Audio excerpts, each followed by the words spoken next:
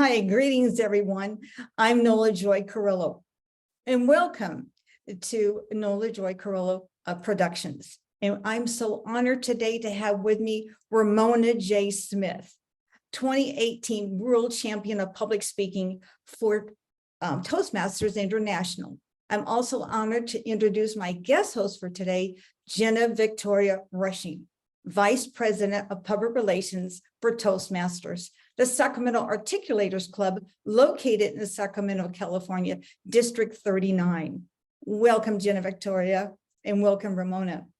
Thank you, Nola Joy. It's a pleasure to be here today.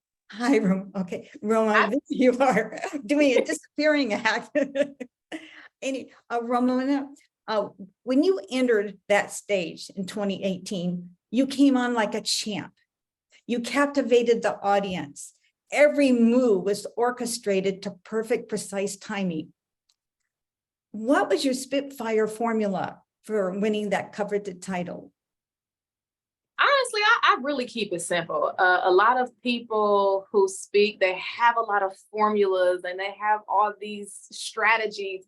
I really just practiced the speech a lot. I got a lot of feedback from people who had seen thousands of Toastmaster speeches, and I really just practice. I put in a lot of work with the preparation to give the speech because I wanted it to be so fluid and so smooth that I could do it in my sleep. So I practiced that until I did not want to say the word "still standing" ever again in my life.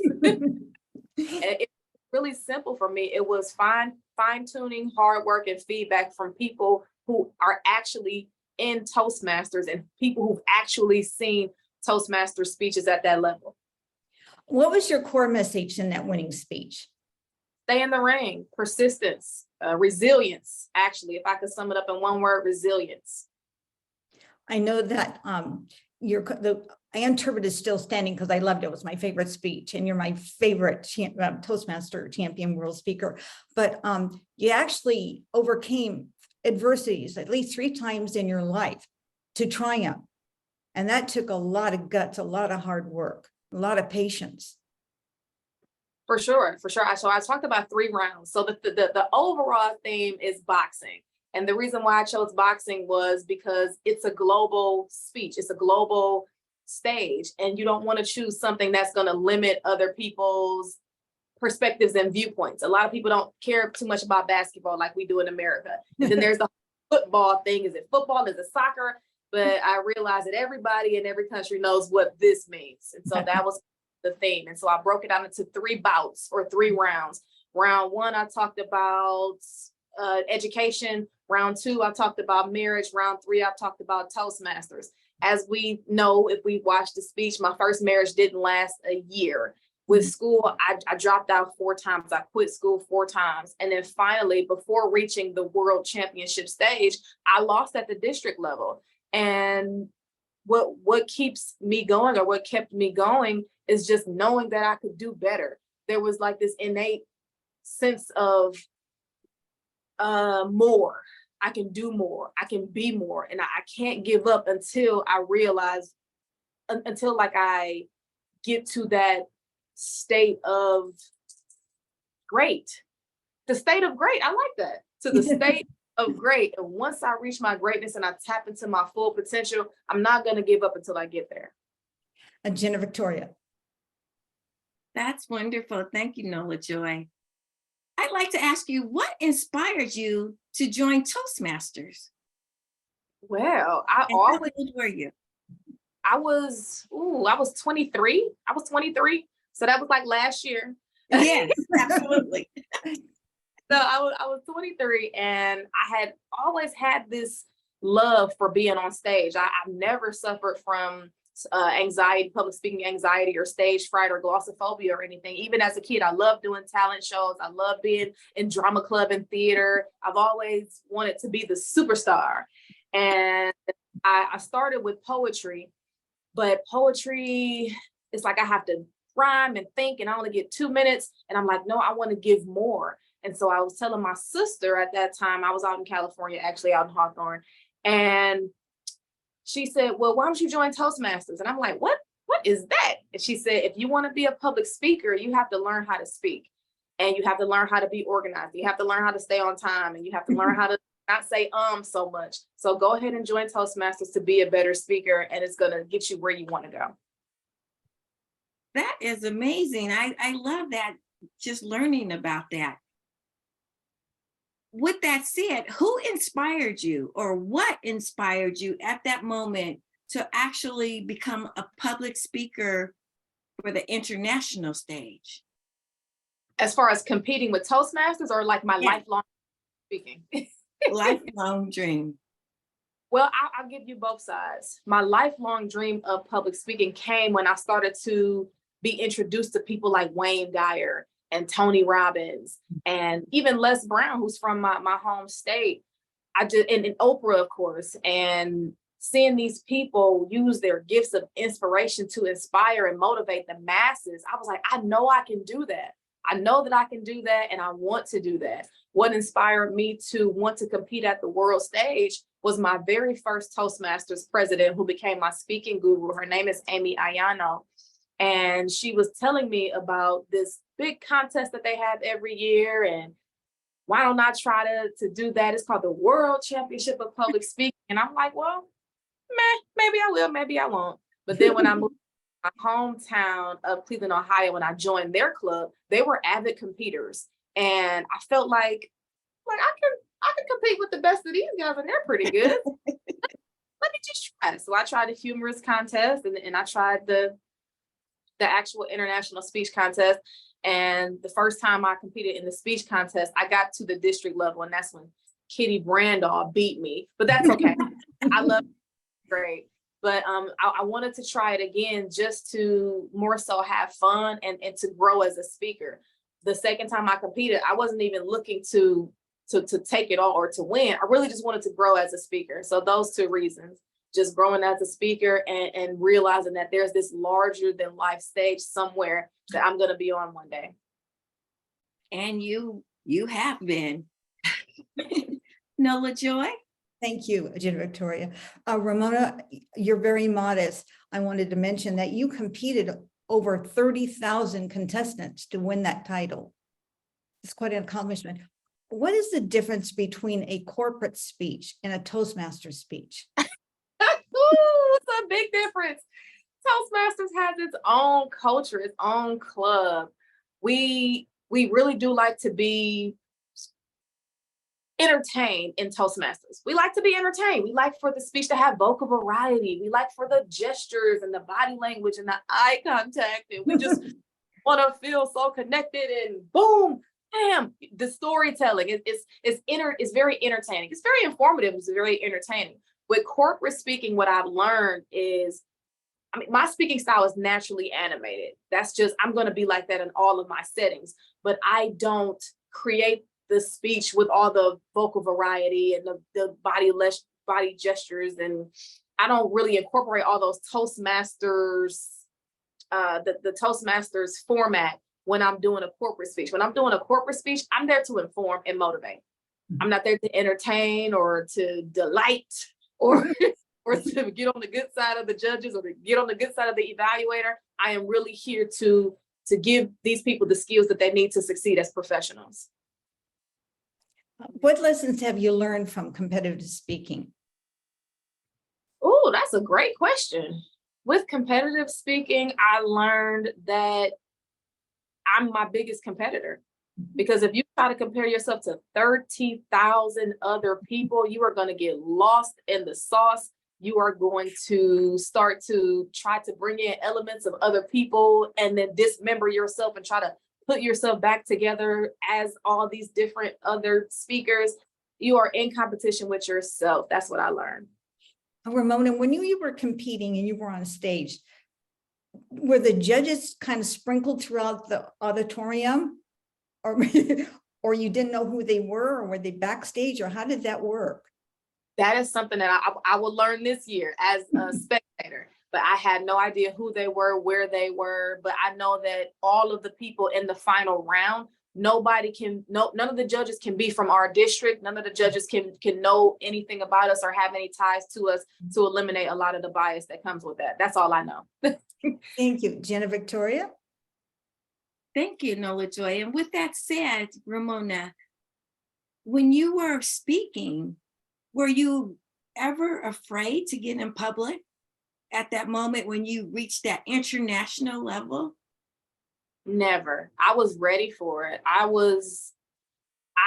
didn't think I was going to win. I didn't know I was going to win. But when I won, it was like, okay, this is my moment. This is my time to shine. This is what I've been waiting for my whole life. I was the young person who was practicing my interviews with Ellen in my living room.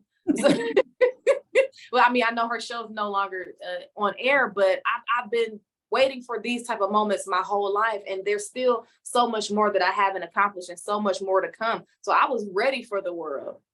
You were ready for the world. Very good. And how has your life changed after becoming a renowned international public speaker? Has it changed? The travel, mostly being exposed to all these wonderful places that I've had the pleasure of visiting, opening myself up culturally to different foods and traditions and clothing and languages. That's mostly how it's changed, just being able to travel all over the world. And of course, being sought after. And after 2018, by October, I was booked for the next 2 years, but then we didn't expect for COVID to hit, but I wasn't sitting still all of 2018, 2019, and then 2020 hit, and that's when everything slowed down. Very good. Thank you for that. Nola Joy? Thank you, Jenna Victoria. Share some tips on how to deliver a knockout speech. How to deliver a knockout speech. You have to be confident first and foremost. You have to be confident in your content. So whatever it is that you're speaking about, make it something that you actually care about, that you're passionate about, that you believe in, and that you have some knowledge about. I do have a formula for confidence. I don't have a lot of formulas, but I have a formula for confidence, and that is preparation plus, oh, it just slipped my mind. Confidence equals preparation plus knowledge equals confidence. So preparation plus knowledge equals confidence. If you are prepared, you have practiced, you have studied, and then you have this knowledge of your subject, you combine those two, and that's going to give you the confidence you need to be able to deliver. Second tip, look good. Make sure you get on that stage looking like $1,000,000 so that you can feel like $1,000,000. We all know the better you look, the better you feel. So ladies, make sure we do something with our hair. If you're into makeup, do something nice with your makeup. I like the big nails. I make sure my nails are nice. Make sure you don't have any spots or wine stains or anything on your clothing. Looking like $1,000,000. So for me, public speaking is all about preparation, confidence, and looking good. And looking. That's very important. And which is more important in delivering a winning speech, content or delivery? That's a tough one. That's a tough one. Because even if your content is not super strong, if you're able to create that connection with your eye contact, with your pizzazz, and with your personality, it may not, it'll give you more of a competitive edge of somebody who had this perfectly organized, structured speech, but they were boring. Yes. So if I had to choose, I would say the delivery. So really, when you mention delivery, then it's most important probably to take some acting courses too. Well, it depends on what type of speaker you want to be. If you're talking about Toastmasters and you're talking about like fun and lighthearted speaking, absolutely. But everybody doesn't want to see the animated stuff. And some people don't like the hand gestures, and some people just want the facts. Like my husband, he just wants the facts. You don't have to woo me and wow me. Just tell me how to get from A to B. That's all I'm looking for. Some people can't pay attention if you're just giving them straight facts. So I think it depends a lot on your audience, and it really depends on a lot of your personal style as a speaker. They wouldn't hurt. Oh, pardon? The acting wouldn't hurt. Jenna Victoria. Thank you, Nola Joy. What does your quiet time, now that you're so renowned, look like in your quiet moments? Or do you have any? Oh, yes. I have plenty. I have plenty of quiet moments because my son has been with his father for the past 6 years. Once I started traveling a lot, his dad was like, hey, I did the same thing when I was younger. He played basketball internationally. And he said, you know, let me drive. Let me take over. He's a young man. Let me pull him under my wing and you go inspire the world. So I have a lot of downtime because there's no kiddos in the house. I like to eat. I like to indulge in a glass of wine every now and then. And I love to laugh. So any show, any sitcom, I love Everybody Loves Raymond. I love my wife and kids. So anytime I'm just relaxing on the couch with my husband watching TV, reading, that's all. I'm boring. And you love reading. That's not boring. That's what got you to where you are today. Exactly. Thank you. So optimistic. And how many countries thus far, since your win, have you traveled to? I think 14. 14.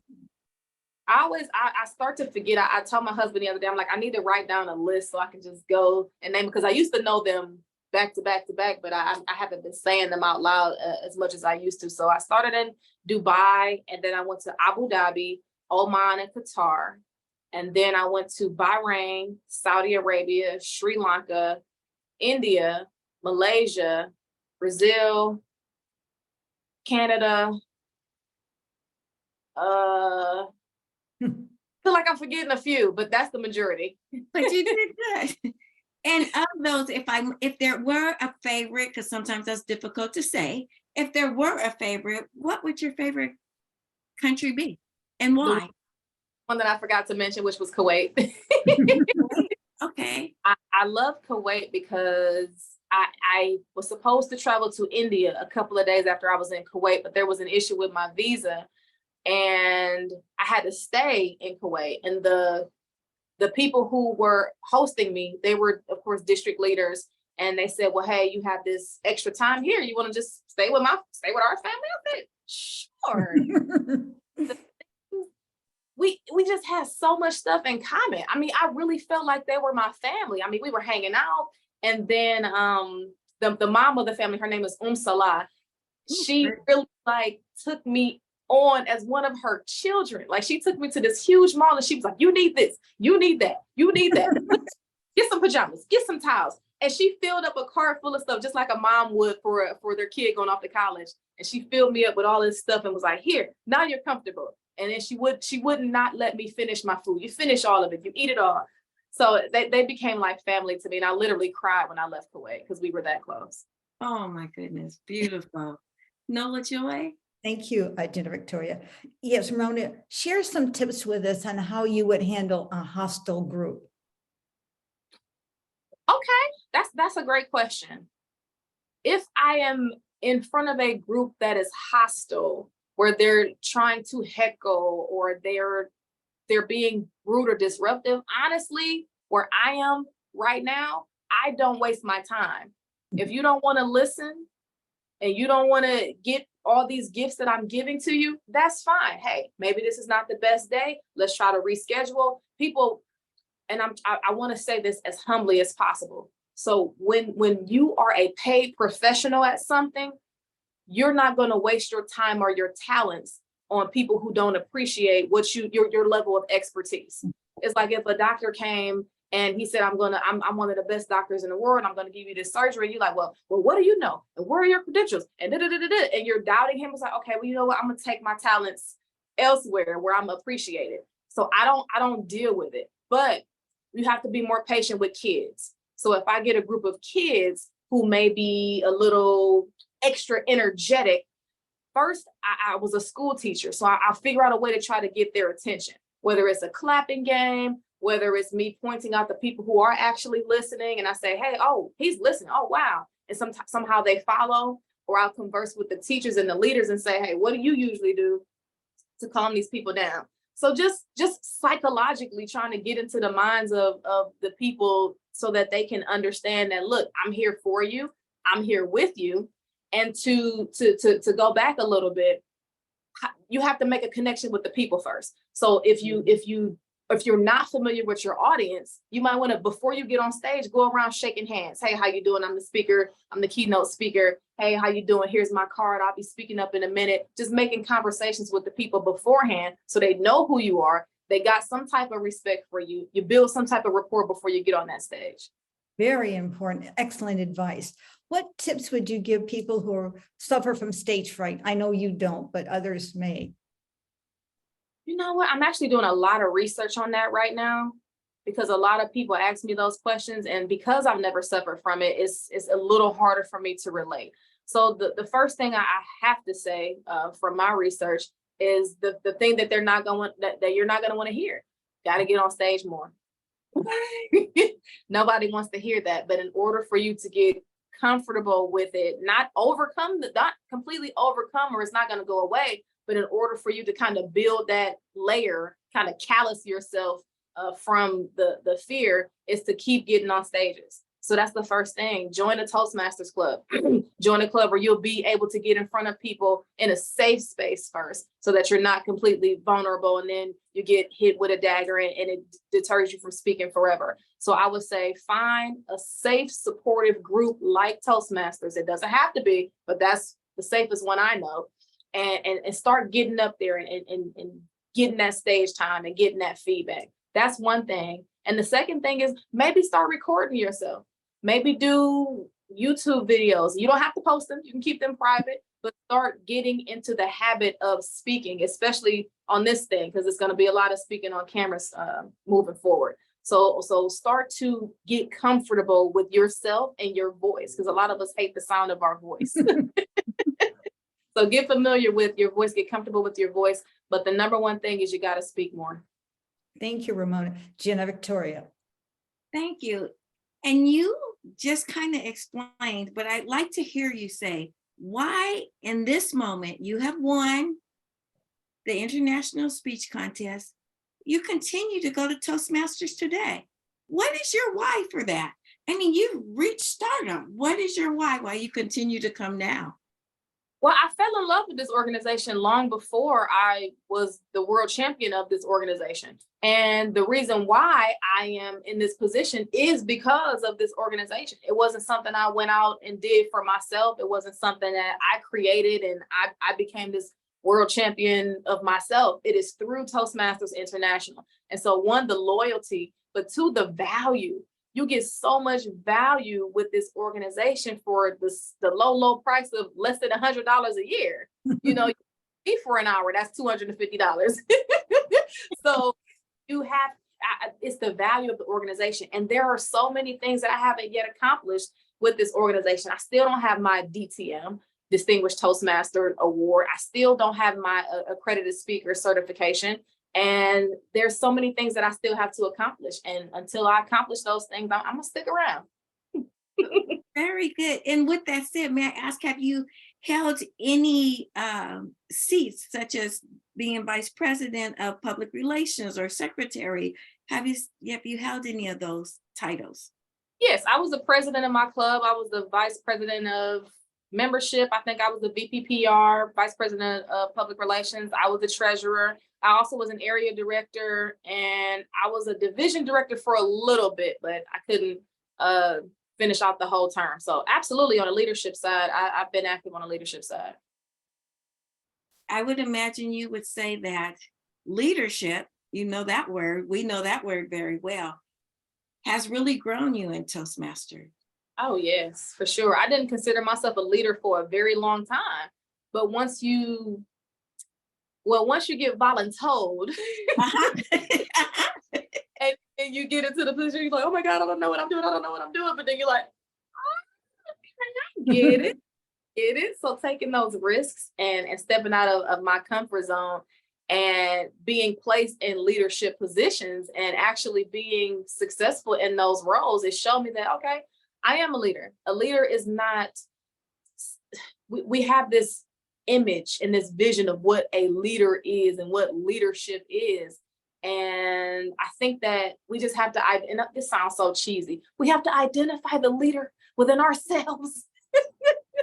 But you know, the way I lead is I listen and I lead by example. And the hard, dirty work, I'm not afraid to do that. I'm not afraid to get on the phone and call and say, hey, you missed 6 meetings. Are you coming next week? I'm not afraid to be the person to do the task that people don't want to do. And I think that strong leaders are people who can lead from the front or lead from behind. And I just learned a lot about myself and what leadership means to me.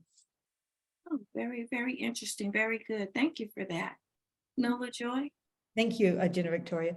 What advice would you give people who want to become more confident and a more powerful speaker? Take risks. Take risks.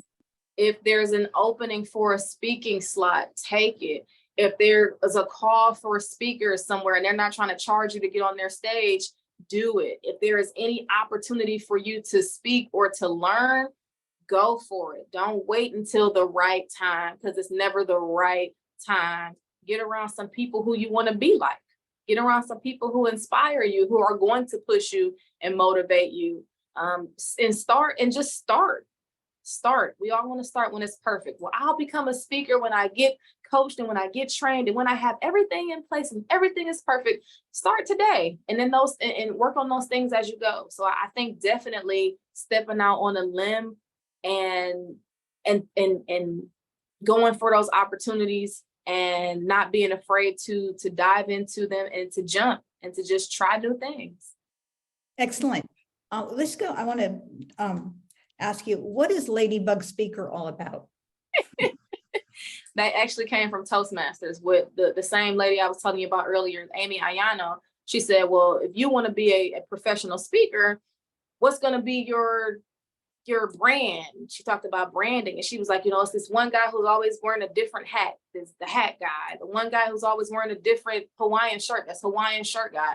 What are you going to be? Go home and research some animals or research some things that you want to be branded by. And I was looking up different things, and I ran across the ladybug, and I just thought she was a cool little creature. Like, she does this huge job in the environment with eating the aphids off the plants that we need to eat and live, but she doesn't have to get a lot of shine for it, like the butterflies. Like, you're gonna see a butterfly. It's beautiful, it's big, it's bright, and that's wonderful. But I want to do a big job, and people know the power that I possess, but I don't have to speak it out loud. You just know when a ladybug lands on you, you know you're lucky. If a black widow lands on you, you better smash it.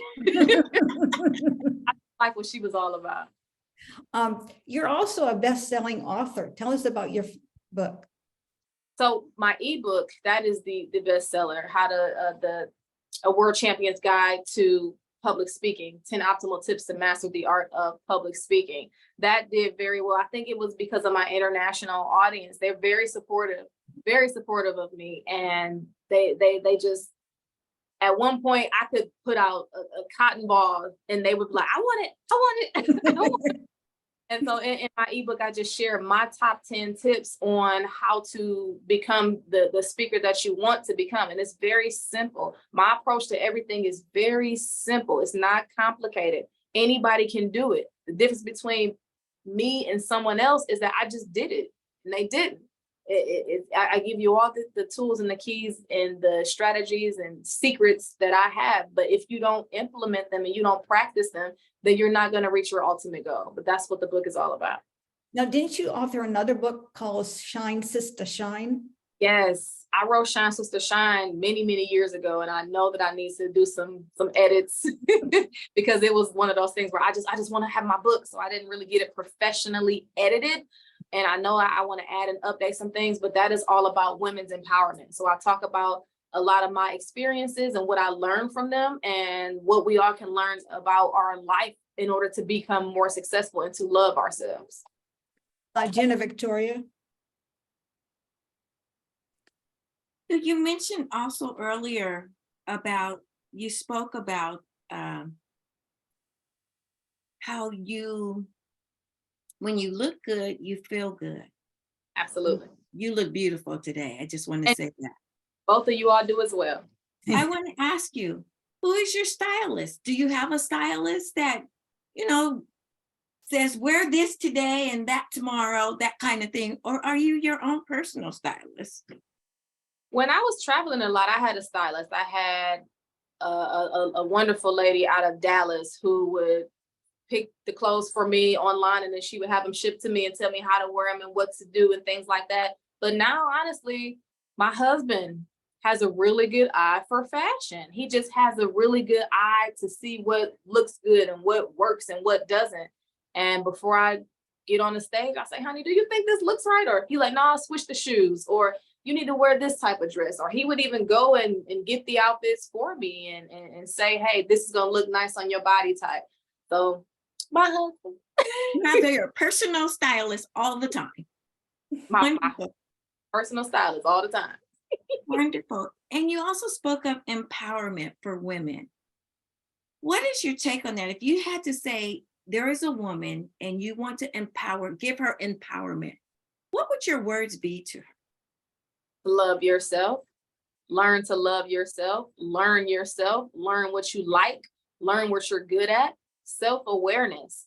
And I know that that's difficult for most of us as moms and as wives and as caretakers, but we all know that if you don't take care of yourself, you can't take care of others. And even if you do, you're giving them the bare minimum. And is that really fair? If you are completely tapped out and you are giving all of your energy to everyone else just to say you did it, you're kind of cheating the other people out of all the gifts that you have. And I'm not saying spend every waking moment with yourself. And I'm not saying isolate yourself and don't think about anybody else. But I am saying the better version of you are that you become. And once you start to blossom into the woman that you were created to be, everybody's going to be blessed in your household. Everybody's going to be blessed who is around you, because you are giving the best, brightest version of yourself day to day, as opposed to giving people a fraction of that, or giving people the mean side of you when you're just tired or overloaded or stressed out or frustrated. So I think that empowerment starts with learning to appreciate and value yourself.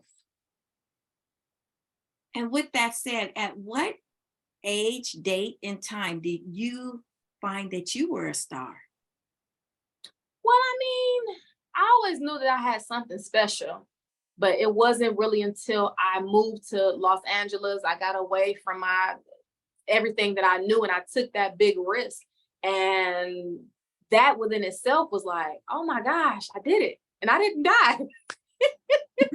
So that was that was a huge boost in my confidence to know that I moved 1,000 miles away on my own, no plan, no money, but I figured it out. And that's when I knew that I had something special. And I've never been the same ever since then.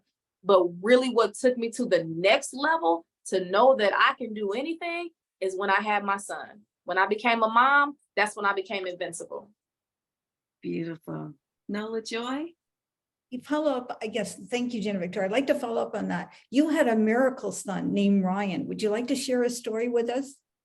Oh, yeah, absolutely. So my son is a cancer survivor. He had a cancerous brain tumor called an ependymoma at the age of 2. And then he had to have 3 brain surgeries and 30 radiation treatments. It was horrible. You know, I was a first time mom. So of course, before all that stuff happened, I was the crazy mom. Don't put the phone too close to his face. He might get radiated. You know, everything organic. You know, so I was this crazy mom. And then when that happens, it's just like, what? I try to do everything right. Why is this happening? I mean, I see it now, but when you're in the thick of it with your first child, it's just like, this is horrible. But luckily, he is going on 9 years cancer free. His birthday is Tuesday. He'll be 11. So he's 9 years cancer free. Everything is good and great. And now he's traveling the country speaking. He just spoke at an ependymoma awareness conference in Washington, D.C. I wrote a speech and coached him, of course. And he has a program for the kiddos called Little Hands Academy, where he teaches basketball fundamentals and increase self-confidence and hand-eye coordination. And he does that in partnership with his dad. Fantastic. Before we leave, I would like to afford each of you an opportunity to share a message with our viewers. Ramona? Absolutely. What I would like to tell you listeners, the people who are listening out there right now, we don't know what you're going through. We don't know what you're experiencing, but you're listening to this for a reason. So whatever it is that you're going through, I need you to stay strong in it. I need you to build that resilience in it. I know it's difficult right now. I know it's challenging right now, but you've overcome so much. So stop and think about the things that you've already overcome and use that energy to keep you moving forward. You cannot give up because you have not reached the pinnacle of your greatness. You still have so many great things on the inside of you. So I need you to keep pushing because your gift is not just for you. You are holding on to some things that are amazing. You are holding on to some things that are powerful. You are holding on to some things that somebody else needs. That's not a gift if you don't give it. So I know it might be rocky or rough right now, but think about all the other people who you're going to inspire after you come out on the other side. Beautifully said, Ramona J. Smith. Gina Victoria. Thank you, Nola Joy. I just want to first say thank you to two very amazing ladies that are here that I've had the opportunity to be with this morning. You guys are just amazing, and I appreciate that. I've learned so much from you, Ramona, in this moment. It's like you touched my heart. I feel like we're family because we are, in some sense, we're both in Toastmasters, so we're a distant family, but still connected in a beautiful way. And as Vice President of Public Relations for the Sacramento Articulators, I would like to invite you to our club and share with us some of these other wonderful things about you. Be it on Zoom or in person, I personally invite you. I've learned so much through Toastmasters. I would say Toastmasters in the last few years has been my hub of connection. My sons and my family tell me often, is everything about Toastmasters now? Yes, because I have a goal to achieve. I, at some point, want to reach the renowned stage, the world stage, like Ramona J. Smith has done. That is my goal. I'm also a realtor here in California. So if any one of your friends, family members, or anyone listening today, if you're looking to capture your dream home, give me a call. My name is Gina Victoria.